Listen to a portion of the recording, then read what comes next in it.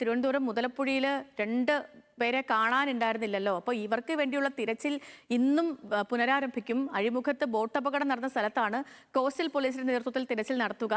മാത്രമല്ല ഡ്രോൺ നിരീക്ഷണം കൂടി ആരംഭിക്കുന്നുണ്ട്. വിഴിഞ്ഞത്ത് നിന്ന് കോസ്റ്റ് ഗാർഡിന്റെയും നാവികസേനയുടെയും സേവനം ഇന്ന് തേടും. അർജുൻ രാജ് വിവരങ്ങളുമായി ചേരുന്നുണ്ട്.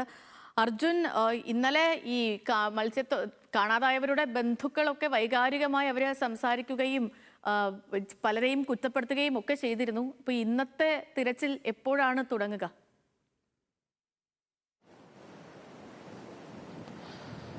സേതു 8 മണിയോടുകൂടി തെരച്ചിൽ ആരംഭിക്കും എന്നുള്ളതാണ് അറിയിക്കുന്നത്.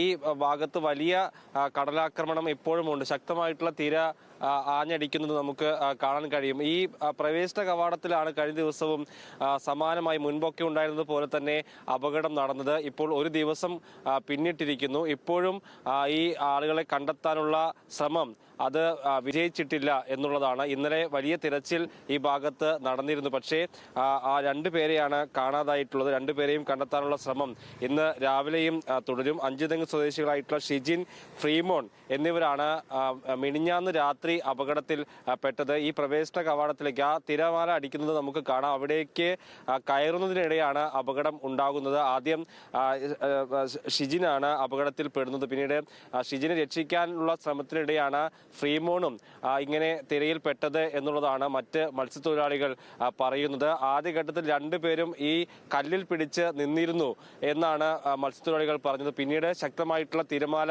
വന്നതോടുകൂടിയാണ് 2 പേരെയും കാണാതായിട്ടുള്ളത്. ഇന്ന് ഏതായാലും നാവികസേനയുടെ ഉൾപ്പെടെ സഹായം തേടും എന്നുള്ളതാണ്. കാരണം ഈ സാധാരണ വള്ളങ്ങൾ കൊണ്ട് വന്ന് തെരച്ചിൽ നടത്താൻ കഴിയുന്ന സാഹചര്യം അല്ല ഇവിടെയുള്ളത്. കാരണം നമുക്ക് കാണാം വലിയ തിരമാലയാണ്, ശക്തമായിട്ടുള്ള തിരമാലയാണ് ഈ ഭാഗത്ത് ആഞ്ഞടിക്കുന്നത്. അതുകൊണ്ട് തന്നെ സാധാരണ വള്ളങ്ങളിൽ വന്ന് ഈ തെരച്ചിൽ നടത്തുക, രക്ഷാപ്രവർത്തനം നടത്തുക എന്നുള്ളത് ദുഷ്കരമാണ്. വലിയ കപ്പൽ വരും. അതോടൊപ്പം തന്നെ ഡ്രോണിന്റെ സഹായം കൂടി ഇന്ന് തേടുന്നുണ്ട്. അതോടൊപ്പം ഹെലികോപ്റ്റർ കൂടി വന്ന് തെരച്ചിൽ നടത്താനുള്ള സാധ്യതയാണ് ഇപ്പോൾ മത്സ്യത്തൊഴിലാളികളും ഒക്കെ പറയുന്നത്. ഇത് എടുത്തു പറയേണ്ടത് ഈ തെക്ക് ഭാഗത്തേക്കാണ് ഈ അപകടം നടന്ന സമയത്തുള്ള തിരമാല ആഞ്ഞടിച്ചത്. അതുകൊണ്ട് തന്നെ ആ ഭാഗത്തേക്കായിരിക്കും ഇന്ന് കൂടുതൽ തിരച്ചിൽ നടത്തുക. അതായത് വേളി, പള്ളിത്തുറ, തുമ്പ ഈ ഭാഗങ്ങളിലായിരിക്കും ഇന്ന് തിരച്ചിൽ കൂടുതലായിട്ടും ഉണ്ടാവുക. ഇപ്പോൾ കോസ്റ്റൽ പോലീസിന്റെ ഒക്കെ ബോട്ട് ഇവിടെ ഉണ്ട്. അവർക്ക് വലിയ രീതിയിൽ രക്ഷാപ്രവർത്തനം നടത്താവുന്ന ഒരു സാഹചര്യം നിലവിലില്ല എന്ന് നമുക്കറിയാം. കാരണം അത്രയും ശക്തമായിട്ടുള്ള തിരമാല